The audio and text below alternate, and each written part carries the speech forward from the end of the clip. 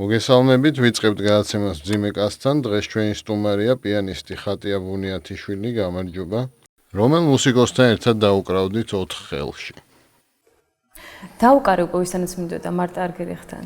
ჩემი გულისხმობთ ცოცხალი მუსიკოსებიდან მარტა არგერიხთან. მქონდა ეგ ბედნიერება და თან პლუს გამიმართლა და გადაღებულია. ანუ შემიძლია გავიხსენო ხოლმე. პოპ ან ჯაზ მუსიკიდან ვისთან ერთად დაუკრავდით? როიალზე ცოცხლებიდან განსაკუთრებით ესე ვერ გამოვყოფთი. არც არავისთან, იცით, პიტერსონზე ვგიშდები მაგალითად, მაგრამ დაუკრავდით ხო ვერ გეტყვით, ჩამყლაპავდა უბრალოდ და არ მექნებოდა ვისურვი რაღაც. მირჩენია მე თვითონ დავტყვი მისით. მე-20 საუკუნის მუსიკაში ვინ მოახდინა რევოლუცია თქვენი აზრით? რას გულისხმობთ, კომპოზიტორის თვალსაზრისით თუ შემსრულებლების? შემსრულებლების.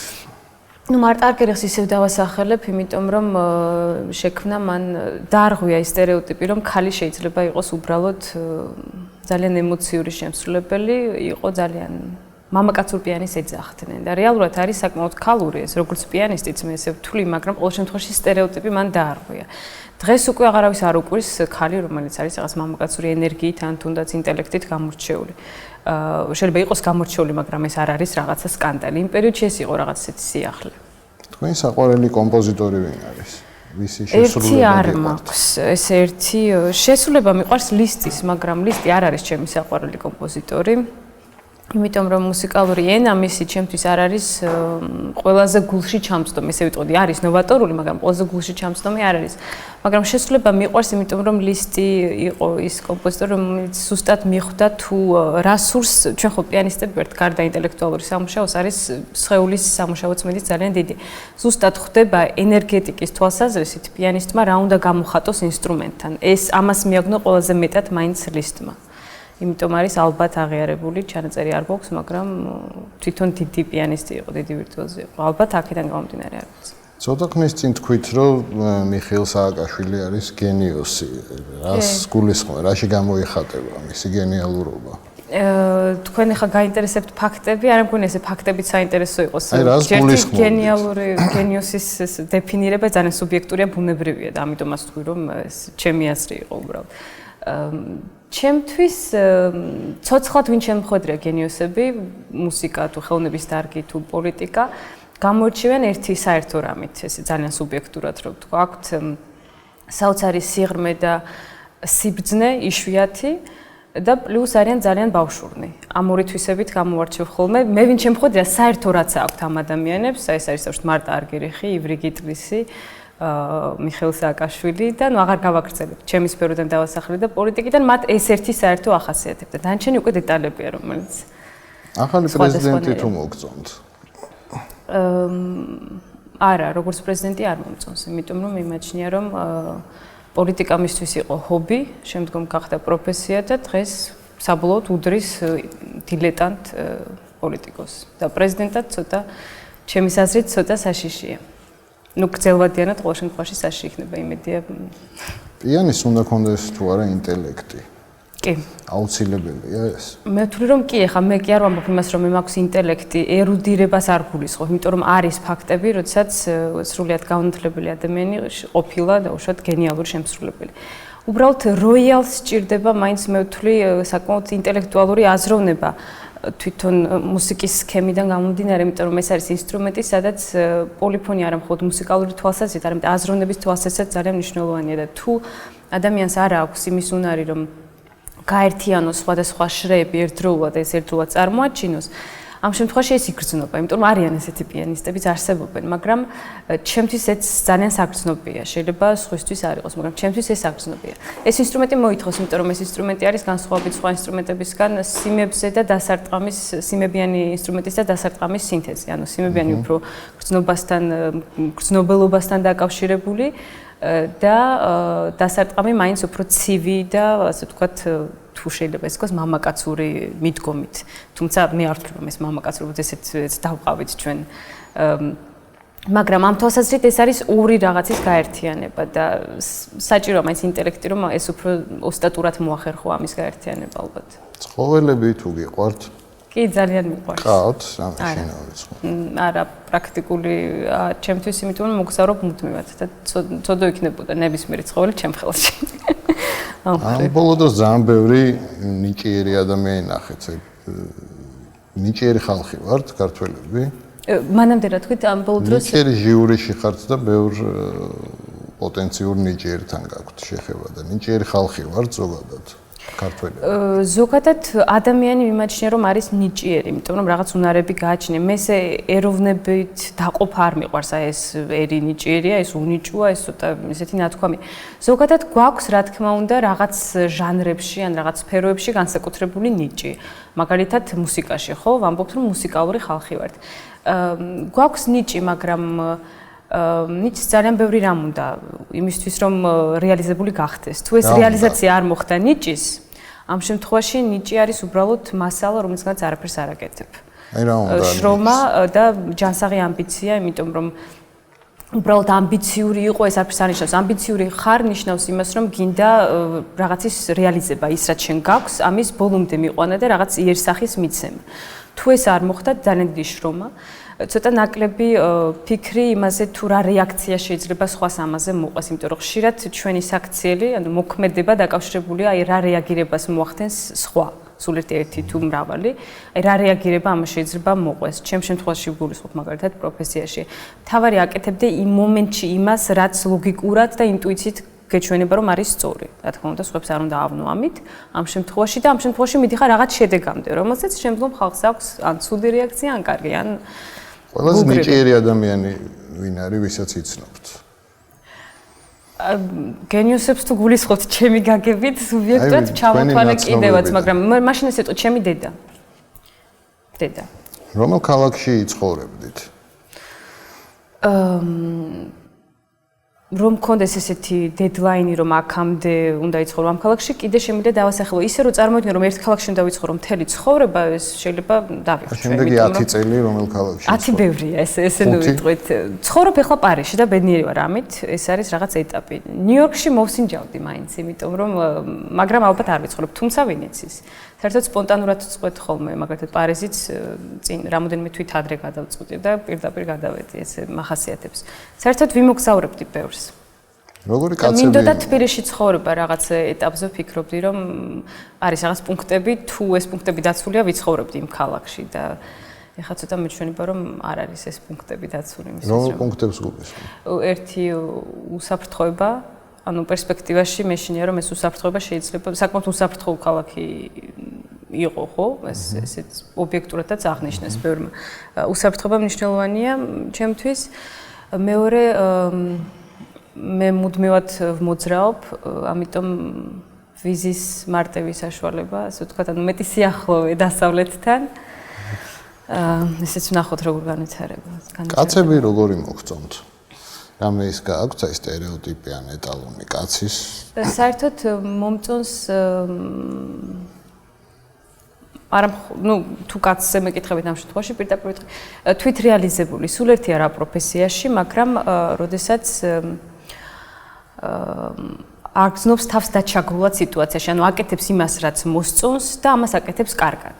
სულ ერთი ეს მიყვარს მაინც ადამიანები, რომლებიც აღწევენ ცხოვრებაში, მაგრამ ეს იმას არ ნიშნავს, რომ აუცილებლად ფულით უნდა გამოისახებოდეს ან კარიერით. ეს შეიძლება იყოს დაუშვათ მწერალი, ან იყვნენ მწერლები და კომპოზიტორები, რომლებიც აღწევდნენ თავიანთ სფეროში, მაგრამ ამის გამო მათ კარიერა არ ჰქონდათ. მაგრამ იყვნენ თავიანთ სფეროში, იყვნენ ძლიერნი. აი ეს მომწონს მაინც. გარეგნობას არა აქვს მნიშვნელობა. კერძების მომზადება თუ იცით? არ ვიცი, მაგრამ დარწმუნებული ვარ შევძლებ რომ ვეცადო, მაგრამ არანაირ ინტერესს ამაში ვერ ვხედავ. სიამოვნებს გასინჯვა, არ სიამოვნებს მომზადება. რომელი კერძი გიყვართ? რომელი სამზარეულო ძალიან. საერთოდ მრავალფეროვნება მიყვარს ასევე კერძებშიც. ქართული, ფრანგული, იტალიური, ცოტა ეგზოტიკურიც, აღმოსავლური. რელიგიასთან როგორი ურთიერთობა გაქვთ? წამთ ღმერთის. მე ამ ურკითხვას ერთად არ დავსვამდი, მაგრამ ცალ-ცალკე მიპასუხეთ. გასაგები. ანუ ამით მიგანიშნეთ, რომ ჩემთვის ეს სხვადასხვა. ნუ რელიგია ცოტა ჩემთვის არის ღმერთის ჩარჩოში მოქცევა. და გარკვეულწილად ეს არის რაღაც კანონის მორჩილება, ხო? ანუ სხვა გაგებით, სხვა მიმართულებით. თუ ამ შემთხვევაში ეს კანონი რელიგიური არ შეიცვლება ადამიანის განვითარებასთან ერთად, ამ ხრივ შეიძლება ცოტა ქაოსთანაც გქონდეს უკვე საქმე. ანუ ეს იყოს არა წესრიგის დამამყარებელი და უშუალოდ ადამიანის მორალის, ზნეობის გამსაზღვრელი, არამედ პირიქით ქაოსამდე შეიძლება მიგვიყვანოს. რაც შეეხება ღმერთს, ღმერთის თუ წამს ესეთი ნათქვამია, წამს, იმიტომ რომ ვარ ადამიანი და არ თვლი მაინც რომ ბოლომდე იმდენად თვითდარწმუნებულიც არ ვარ, რომ არ მჭირდებოდეს რაღაცა ფარველი ზურგს უკან, ან ჩემზე უფრო ძლიერი. ამის მოთხოვნილება ჩემში არის, ასევე ჩემში ისე როგორც სხვა ადამიანებშიც არის ალბათ ეს უზენაესი სამართალის მოთხოვნება, რომ დღეს თუ მე ცხოვრებაში დამჩაგრეს, მერე იქნება რამე, ეს მოთხოვნილება რეალურად ღმერთი ალბათ, ეს რაციონალური კუთხით, ანუ ინტელექტის კუთხით თუ მოვუწოდებთ მას და მეორე არის ემოციური, რომელიც არის ალბათ სიყვარულთან დაკავშირებული, იმიტომ რომ როდესაც გიყვარს ადამიანს ზოგადად ამ შეგრძნებით ვერთიანდება, ყველაფერი ერთიანდება, ხო? და პრინციპში ღმერთი ჩემთვის არის მაინც ყველაფრის ერთიანობა. დადიხართ ეკლესიაში? არა. რატომ? შევდივარ მაშინ, როდესაც არ არის წირვა ან ლოცვა, ან შეიძლება ისეც შევიდე შემთხვევით, მაგრამ საერთოდ ტაძარი და ლოცვა ჩემთვის მნიშვნელოვანია, იმიტომ რომ მე მაინც ვთვლი, რომ ლოცვას ძალა აქვს, იმიტომ რომ ადამიანი მაშინ ლოცულობს, როდესაც აქვს რწმენა და რწმენა საერთოდ ადამიანს აძლიერებს. აქედან გამომდინარე ეს მომწონს და მომწონს სიმყუდროვე ტაძრის ზოგადად. რომელ ლიტერატურულ გმირთან იმეგობრებდით? კარგი შეკითხვა. დავით აღმაშენებელთან და თავად მიშკინთან. კალსონთან? ხაშვის ზღაპრების კითხვა იმდენად არასდროს არ მიყვარდა, იმიტომ რომ ტყობა რაღაც დიდების სამყარო მერჩივნა პატარა როცა ვიყავი და ეხლა თუ მინდა ზღაპრებში დაბრუნება არის? არა. თქვენ საყვარელი მულტფილმი რომელია? უყურებთ მულტფილმებს? კი.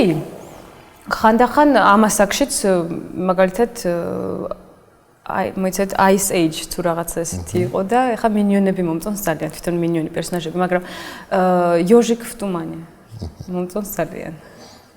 დასვენება როგორ გიყვართ, როგორ ისვენებთ? სასმელს ვამთ? იშვიათად, კი, იშვიათად. უფრო ღვინო და ზომიერად.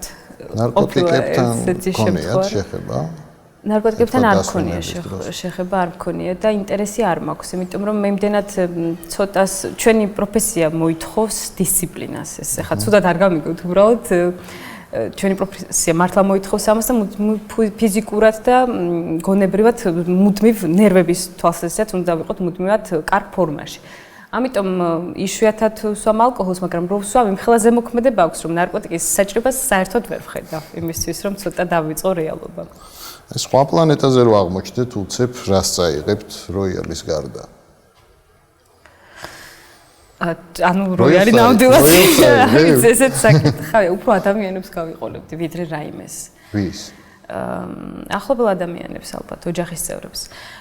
და როიალზე უფრო ალბათ ჩანაწერ რაღაცა ტექნიკას იმისთვის, რომ მუსიკის მოსმენის საშუალება მქონდეს უფრო მეტად მაინც. ისე არ მინდა სხვა პლანეტაზე არანაირად. ყველაზე ბედნიერი დღე რომელი იყო თქვენ ცხოვრებაში?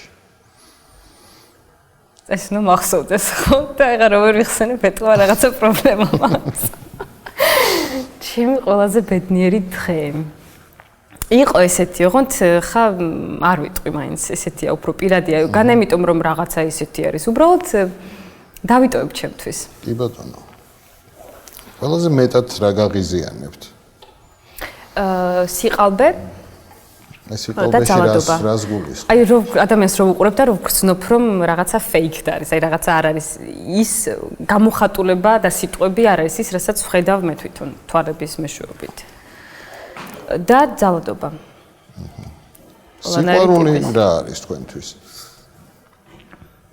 სიყვარული არის ბედნიერება, იმიტომ რომ მე როდესაც მიყვარს, როდესაც ამ გრძნობას შევგრძნობ, მე ვარ ბედნიერი და სხვადასხვა ძალიან კარგი საზომია სიყვარული, ჩემი აზრით, იმის თუ რა არის კარგი და რა არის ცუდი, იმიტომ რომ თუ რაღაცა წვრილმანი არ მოგწონს ჩვეულებრივ სიტუაციაში, როდესაც სიყვარულს გრძნობთ, ამ წვრილმანმა შეიძლება არ შეგვაწუხოს.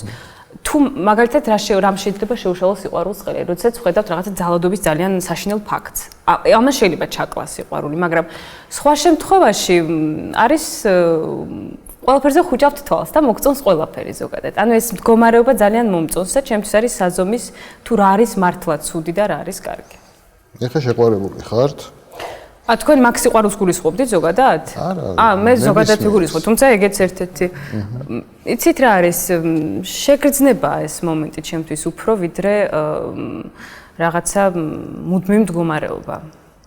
სიყვარულს რაღაც მომენტებში ვგრძნობ და რაც შეეხება ესე სერიოზულად თუ არ შეყვარებული ერთ ადამიანზე კონცენტრირებული არა, ასე არ ვარ.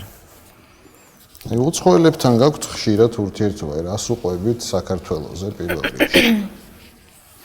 მე ცოტა ისე ტურისტებს რო უყვებია ხოლმე რომ დავაინტერესოთ ცოტა ისე ვლაპარაკობ ხოლმე საქართველოზე, მაინც რაღაც პასუხისმგებლობას ვგრძნობ რომ ჯერ უნდა მხოლოდ კარგზე ილაპარაკო იმისთვის რომ დაინტერესდნენ.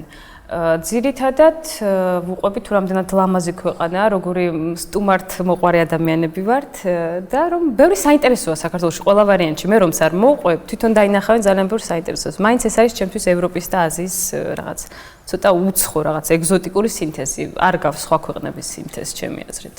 კრემლში რომ იგიწვიონ თუ წახვალთ დასაკრებად? არა, მე უკვე 2008 წლიდან დიდი ხანია უარს ვამბობ ამ სიამოვნებაზე ბრჭყალებში. საერთოდ რუსეთში არ წინა წახვალთ? რამოდენიმე დღის წინაც შემომთავაზეს და უარებ თქვი. რუსეთზე. დიახ, პრინციპი საკითხია, რუს ხალხის წინააღმდეგი არაფერი არ მაქვს, მით უმეტეს იმ პუბლიკის, რომელიც კლასიკურ მუსიკას უსმენს, უბრალოდ რაღაცა პრინციპი თუ არ გაგაჩნია ადამიანს, მაშინ ცოტა რთული იქნება ზღვარი გაავლოს, სად არის რეალობა და ის წარმოსახვედი რეალობა, რომელიც ჩვენ გვინდა ყოველას რომ იყოს. ყველაზე ძლიერი ქალი ვინ არის თქვენთვის? ჩემი დედა, დაუფიქრებლად. სერენადები თუ უმღერიათ თქვენს ფანჯრებთან როდეს? ფანჯრებთან არა. ფანჯრებთან სერენადა არა. ისე გაწუხებენ თაგვანისმცემლები? კი, მაგრამ დიდი მოწიწებით მაინც. რატო აი როგორ ფიქრობთ? თვლიან რომ ჩემთან მოწიწებით უნდა მოექცენ, არ ვიცი რატო შეიქმნეს ეს ილუზია, პატრის ვცემ რა თქმა უნდა ამას, მაინც უფრო ცდილობენ რომ რაღაცა ასე ვთქვათ კლასი არ დაკარგონ ჩემთან თავის მოწონებისას. ეშინიათ კაცებს თქვენი როგორ ფიქრობთ? როგორც კი გამიცნობს ადამიანი ხვდება რომ ჩემი არ უნდა ეშინოდეს, იმიტომ რომ ძალიან რბილი ვარ რეალურად. მაგრამ აი იმ შექმნილი ასე ვთქვათ სტერეოტიპის ჩემ გარშემო ალბათ მაინც ეშინიათ, იმიტომ რომ სცენაზე მიყურებენ და სცენაზე ისეთი ვარ, როგორიც რეალობაში არ ვარ, იმიტომ რომ იქ მე არავინ არ მჭირდება და ამ არავინ არ მჭირდებასი ეშინიათ, რომ ადგილს ვერ მოიპოვებენ ჩემ ცხოვრებაში. დიდი მადლობა, წარმატებებს გისურვებთ.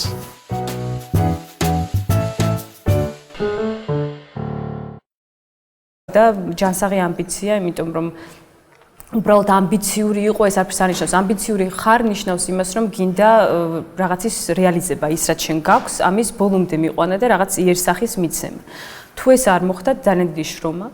ცოტა ნაკლები ფიქრი იმაზე, თუ რა რეაქცია შეიძლება სხვას ამაზე მოყვეს, იმიტომ რომ ხშირად ჩვენი საქციელი, ანუ მოქმედება დაკავშირებულია აი რა რეაგირებას მოახდენს სხვა. სულ ერთი თუ მრავალი, აი რა რეაგირება ამას შეიძლება მოყვეს. ჩემ შემთხვევაში ვგულისხმობ მაგალითად პროფესიაში.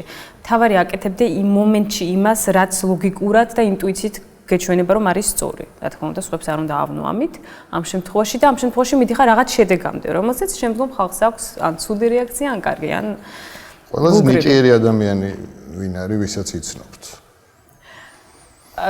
გენიოსებს თუ გულისხმობთ ჩემი გაგებით, სუბიექტად ჩამოთვალე კიდევაც, მაგრამ მაშინ ეს ეტყო ჩემი დედა.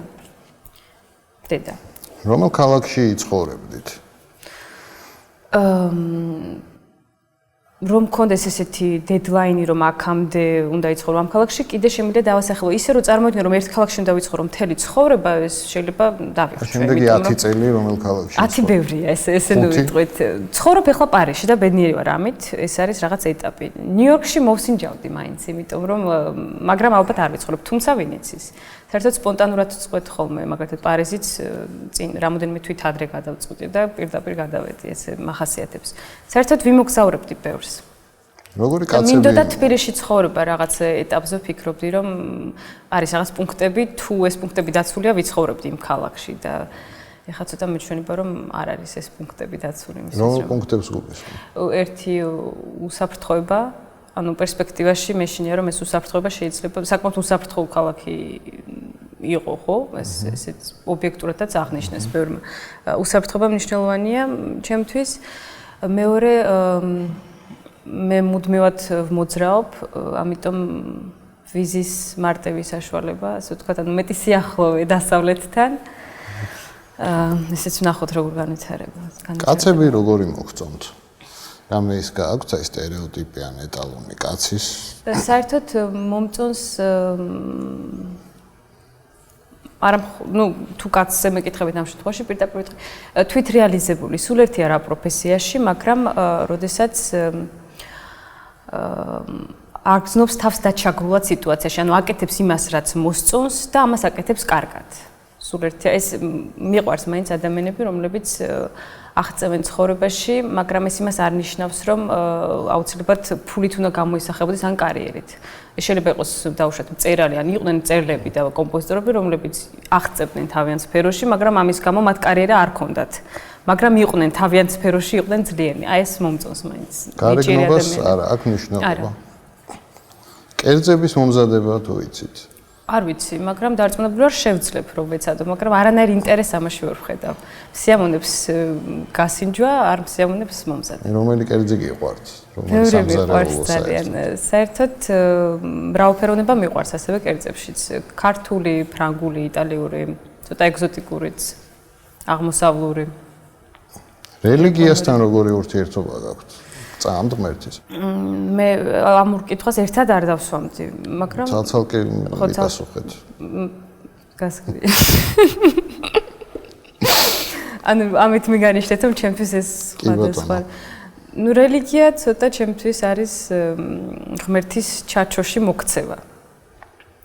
და გარკვეულწილად ეს არის რაღაც კანონის მორჩილება, ხო? ანუ სხვა გაგებით, სხვა მიმართულებით. თუ ამ შემთხვევაში ეს კანონი რელიგიური არ შეიცვლება ადამიანის განვითარებასთან ერთად, ამ ხრივ შეიძლება ცოტა ქაოსთანაც გქონდეს უკვე საქმე. ანუ ეს იყოს არა წესრიგის დამამყარებელი და უშუალოდ ადამიანის მორალის, ზნეობის განსაზღვრელი, არამედ პირიქით ქაოსამდე შეიძლება მიგვიყვანოს.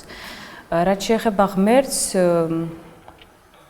ღმერთის თუ წამს ესეთი ნათქვამია წამს იმიტომ რომ ვარ ადამიანი და არ თვლი მაინც რომ ბოლომდე იმდენად თვითდარწმუნებულიც არ ვარ რომ არ მჭირდებოდეს რაღაცა ფარველი ზურგს უკან ან ჩემზე უფრო ძლიერი ამის მოთხოვნილება ჩემში არის ასევე ჩემში ისე როგორც სხვა ადამიანებშიც არის ალბათ ეს უზენაესი სამართალის მოთხოვნილება რომ დღეს თუ მე ცხოვრებაში დამჩაგრეს მერე იქნება რამე ეს მოთხოვნილება რეალურად ღმერთი ალბათ ეს რაციონალური კუთხით ანუ ინტელექტის კუთხით თუ მოვუწოდებთ მას და მეორე არის ემოციური რომელიც არის ალბათ სიყვარულთან დაკავშირებული იმიტომ რომ როდესაც გიყვარს ადამიანს ზოგადად ამ შეგრძნებით ვერთიანდება ყველაფერი ერთიანდება ხო და პრინციპში ღმერთი ჩემთვის არის მაინც ყველაფრის ერთიანობა დადი ხართ ეკლესიაში? არა.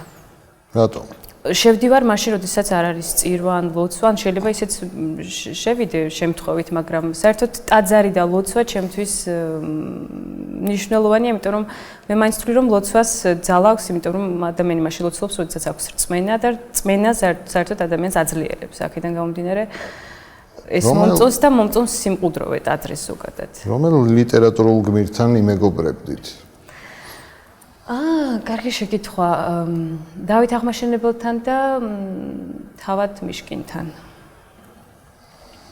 კალსონთან? ხარში ზღაპრების კითხვა იმდენად არასდროს არ მიყვარდა, იმიტომ რომ ტყობა რაღაც დიდების სამყარო მერჩივნა პატარა როცა ვიყავი და ეხლა თუ მინდა ზღაპრებში დაბრუნება არის? არა. თქვენ საყვარელი მულტფილმი რომელია? უყურებთ მულტფილმებს? კი. ხანდახან ამასაკშიც მაგალითად მოიცეთ Ice Age თუ რაღაცა ესეთი იყო და ეხა მინიონები მომწონს ძალიან თვითონ მინიონი პერსონაჟები მაგრამ Ёжик в тумане მომწონს ძალიან დასვენება როგორ გიყვართ როგორ ისვენებთ სასმელს ვამთ იშვიათად კი იშვიათად უფრო ღვინო და ზომიერად ნარკოტიკებთან გონიათ შეხება ნარკოტიკებთან არ მქონია შეხება, არ მქონია და ინტერესი არ მაქვს, იმიტომ რომ მე იმდენად ცოტას ჩვენი პროფესია მოითხოვს დისციპლინას ეს. ეხლა ცუდად არ გამიგოთ, უბრალოდ ჩვენი პროფესია მართლა მოითხოვს ამას და ფიზიკურად და გონებრივად მუდმივ ნერვების თვალსაზრისით უნდა ვიყოთ მუდმივად კარგ ფორმაში. ამიტომ იშვიათად ვსვამ ალკოჰოლს, მაგრამ რო ვსვამ, იმ ხელა ზემოქმედება აქვს, რომ ნარკოტიკის საჭიროებას საერთოდ ვერ ვხედავ, იმისთვის რომ ცოტა დავიწყო რეალობა. სხვა პლანეტაზე რო აღმოჩნდეთ, უცებ რას წაიღებთ როიალის გარდა? ანუ როიალი ნამდვილად არის ესეც საკითხი. ხავე, უფრო ადამიანებს გავიყოლებდი, ვიდრე რაიმეს. ვის? ახლობელ ადამიანებს ალბათ, ოჯახის წევრებს. და როიალზე უფრო ალბათ ჩანაწერ რაღაცა ტექნიკას იმისთვის, რომ მუსიკის მოსმენის საშუალება მქონდეს უფრო მეტად მაინც. ისე არ მინდა სხვა პლანეტაზე არანაირად. ყველაზე ბედნიერი დღე რომელი იყო თქვენ ცხოვრებაში? ეს ნუ მახსოვდეს ხო? და ეხლა როგორ ვიხსენებ, ეთქვა რაღაცა პრობლემა მაქვს. ჩემი ყველაზე ბედნიერი დღე იყო ესეთი, ოღონდ ხა არ ვიტყვი მაინც, ესეთია უფრო პირადია, გან ამიტომ რომ რაღაცა ისეთი არის, უბრალოდ დავიტოვებ ჩემთვის. კი ბატონო. ყველაზე მეტად რა გაღიზიანებთ? სიყალბე ეს სიყალბეში რას გულისხმობ? აი რო ადამიანს რო უყურებ და რო ვგრძნობ რომ რაღაცა ფეიქ არის, აი რაღაცა არ არის ის გამოხატულება და სიტყვები არ არის ის, რასაც ვხედავ მე თვითონ თვალების მეშვეობით. და ძალადობა. სიყვარული რა არის თქვენთვის? სიყვარული არის ბედნიერება, იმიტომ რომ მე როდესაც მიყვარს, როდესაც ამ გრძნობას შევგრძნობ, მე ვარ ბედნიერი და სხვათა შორის ძალიან კარგი საზომია სიყვარული, ჩემი აზრით, იმის თუ რა არის კარგი და რა არის ცუდი, იმიტომ რომ თუ რაღაცა წვრილმანი არ მოგწონს ჩვეულებრივ სიტუაციაში, როდესაც სიყვარულს გრძნობთ, ამ წვრილმანმა შეიძლება არ შეგვაწუხოს. თუ მაგალითად რამ შეიძლება შეუშალოს სიყვარულს ყელი, როდესაც ვხედავთ რაღაცა ძალადობის ძალიან საშინელ ფაქტს. ამას შეიძლება ჩაკლას სიყვარული, მაგრამ სხვა შემთხვევაში არის ყველაფერზე ხუჭავთ თვალს და მოგწონს ყველაფერი ზოგადად. ანუ ეს მდგომარეობა ძალიან მომწონს და ჩემთვის არის საზომის თუ რა არის მართლა ცუდი და რა არის კარგი. ეხლა შეყვარებული ხართ? თქვენ მაგ სიყვარულს გულისხმობთ ზოგადად? არა. მე ზოგადად ვიგულისხმობ, თუმცა ეგეც ერთ-ერთი. იცით რა არის? შეგრძნებაა ეს მომენტი ჩემთვის უფრო ვიდრე რაღაცა მუდმივ მდგომარეობა. სიყვარულს რაღაც მომენტებში ვგრძნობ და რაც შეეხება ესე სერიოზულად თუ არ შეყვარებული ერთ ადამიანზე კონცენტრირება.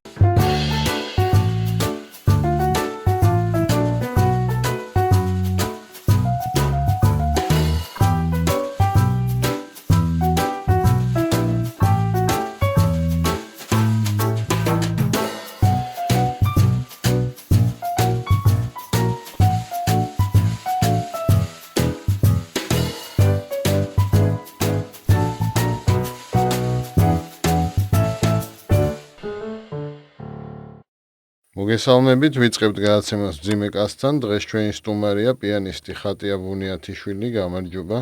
რომელ მუსიკოსთან ერთად დაუკრავდით 4 ხელში? დაუკარი უკვე ვისთანაც მინდოდა მარტა არგერიხთან. ჩემი გულისხმობთ ცოცხალი მუსიკოსებიდან მარტა არგერიხთან. მქონდა ეგ ბედნიერება და თან პლუს გამიმართლა და გადაღებულია.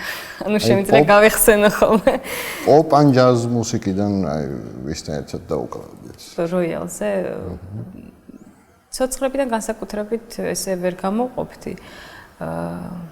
არც არავისთან, იცით, აი პიტერსონზე ვგიშდები მაგალითად, მაგრამ დაუკრავდი თქო ვერ გეტყვი, ჩამყლაპავდა უბრალოდ და არ მექნებოდა ვისურვი რაღაც. მირჩევნა მე თვითონ დავტყვი მისით. მე-20 საუკუნის მუსიკაში ვინ მოახდინა რევოლუცია თქვენი აზრით? რას გულისხმობთ, კომპოზიტორის თვალსაზრისით თუ შემსრულებლების? შემსრულებლების. ნუ მარტა არგერიხს ისევ დავასახელებ, იმიტომ რომ შექმნა მან დაარღვია ის სტერეოტიპი, რომ ქალი შეიძლება იყოს უბრალოდ ძალიან ემოციური შემსრულებელი, იყო ძალიან მამაკაცურ პიანისტს ეძახდნენ და რეალურად არის საკმაოდ ქალური ეს, როგორც პიანისტიც მე ესე ვთვლი, მაგრამ ყოველ შემთხვევაში სტერეოტიპი მან დაარღვია. დღეს უკვე აღარავის არ უკვირს ქალი, რომელიც არის რაღაც მამაკაცური ენერგიით ან თუნდაც ინტელექტით გამორჩეული. შეიძლება იყოს გამორჩეული, მაგრამ ეს არ არის რაღაცა სკანდალი. იმ პერიოდში ეს იყო რაღაც ესეთი სიახლე. თქვენი საყვარელი კომპოზიტორი ვინ არის? ვისი ერთი შესრულება არ მაქვს, ეს ერთი შესრულება მიყვარს ლისტის, მაგრამ ლისტი არ არის ჩემი საყვარელი კომპოზიტორი. იმიტომ რომ მუსიკალური ენა მისი ჩემთვის არ არის ყველაზე გულში ჩამწდომი, ესე ვიტყოდი, არის ნოვატორული, მაგრამ ყველაზე გულში ჩამწდომი არ არის. მაგრამ შესრულება მიყვარს, იმიტომ რომ ლისტი იყო ის კომპოზიტორი, რომელიც ზუსტად მიხვდა თუ რა სურს ჩვენ ხო პიანისტები ვართ, გარდა ინტელექტუალური სამუშაოს არის სხეულის სამუშაოც მეც ძალიან დიდი. ზუსტად ხვდება ენერგეტიკის თვალსაზრისით პიანისტმა რა უნდა გამოხატოს ინსტრუმენტთან. ეს ამას მიაგნო ყველაზე მეტად მაინც ლისტმა.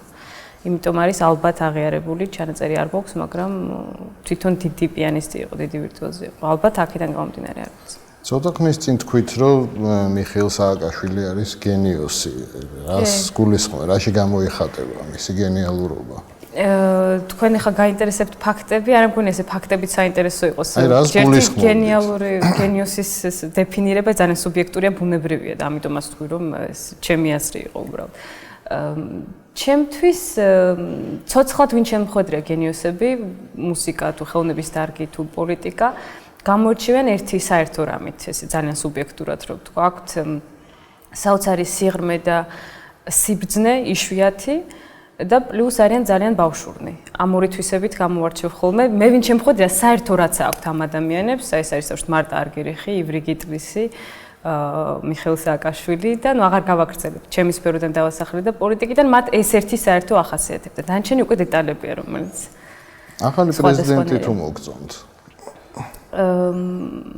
არა, როგორც პრეზიდენტი არ მომწონს, იმიტომ რომ იმაჩნია, რომ პოლიტიკა მისთვის იყო ჰობი, შემდგომ გახდა პროფესია და დღეს საბოლოოდ უდრის დილეტანტ პოლიტიკოს. და პრეზიდენტად ცოტა ჩემის აზრით ცოტა საშიშია. ნუ გრძელვადიანად ყოველ შემთხვევაში საში იქნება იმედია. პიანის უნდა კონდეს თუ არა ინტელექტი? კი. აუცილებელია ეს? მე ვთვლი რომ კი, ახლა მე კი არ ვამბობ იმას, რომ მე მაქვს ინტელექტი, ერუდირებას არ გულისხმობ, იმიტომ რომ არის ფაქტები, როდესაც სრულიად განათლებული ადამიანი ყოფილა და უშუალოდ გენიალური შემსრულებელი. უბრალოდ როიალს სჭირდება მაინც მე ვთვლი საკმაოდ ინტელექტუალური აზროვნება. თვითონ მუსიკის სქემიდან გამომდინარე, იმიტომ რომ ეს არის ინსტრუმენტი, სადაც პოლიფონია არა მხოლოდ მუსიკალური თვალსაზრისით, არამედ აზროვნების თვალსაზრისით ძალიან მნიშვნელოვანია და თუ ადამიანს არ აქვს იმის უნარი, რომ გაერთიანოს სხვადასხვა შრეები ერთდროულად, ეს ერთდროულად წარმოაჩინოს, ამ შემთხვევაში ეს იგრძნობა, იმიტომ რომ არიან ესეთი პიანისტებიც არსებობენ, მაგრამ ჩემთვის ეს ძალიან საგრძნობია. შეიძლება სხვისთვის არ იყოს, მაგრამ ჩემთვის ეს საგრძნობია. ეს ინსტრუმენტი მოითხოვს, იმიტომ რომ ეს ინსტრუმენტი არის განსხვავებით სხვა ინსტრუმენტებისგან სიმებზე და დასარტყამის, სიმებიანი ინსტრუმენტის და დასარტყამის სინთეზი. ანუ სიმებიანი უფრო გრძნობელობასთან დაკავშირებული და დასარტყამი მაინც უფრო ცივი და ასე ვთქვათ თუ შეიძლება ეს იყოს მამაკაცური მიდგომით. თუმცა მე არ ვთქვი რომ ეს მამაკაცური, ესეც დავყავით ჩვენ. მაგრამ ამ თვალსაზრისით ეს არის ორი რაღაცის გაერთიანება და საჭიროა მაინც ინტელექტი, რომ ეს უფრო ოსტატურად მოახერხო ამის გაერთიანება ალბათ. ცხოველები თუ გიყვართ? კი, ძალიან მიყვარს. ყავთ სამშინაური ცხოველი? არა, პრაქტიკული ჩემთვის, იმიტომ რომ მოგზაურობ მუდმივად და ცოდო იქნებოდა ნებისმიერი ცხოველი ჩემ ხელში. ამ ბოლო დროს ძალიან ბევრი ნიჭიერი ადამიანი ნახეთ. ნიჭიერი ხალხი ვართ, ქართველები? მანამდე რა თქვით, ამ ბოლო დროს ნიჭიერი ჟიურიში ხართ და ბევრ პოტენციურ ნიჭიერთან გაქვთ შეხება და ნიჭიერი ხალხი ვართ ზოგადად. ქართველები. ზოგადად ადამიანი მიმაჩნია რომ არის ნიჭიერი, იმიტომ რომ რაღაც უნარები გააჩნია. მე ესე ეროვნებით დაყოფა არ მიყვარს, აი ეს ერი ნიჭიერია, ეს უნიჭოა, ეს ცოტა ესეთი ნათქვამი. ზოგადად გვაქვს რა თქმა უნდა რაღაც ჟანრებში ან რაღაც სფეროებში განსაკუთრებული ნიჭი. მაგალითად მუსიკაში, ხო, ვამბობთ რომ მუსიკალური ხალხი ვართ. გვაქვს ნიჭი, მაგრამ ნიჭს ძალიან ბევრი რამ უნდა იმისთვის რომ რეალიზებული გახდეს. თუ ეს რეალიზაცია არ მოხდა ნიჭის, ამ შემთხვევაში ნიჭი არის უბრალოდ მასალა, რომელსაც არაფერს არ აკეთებ. აი რა უნდა შრომა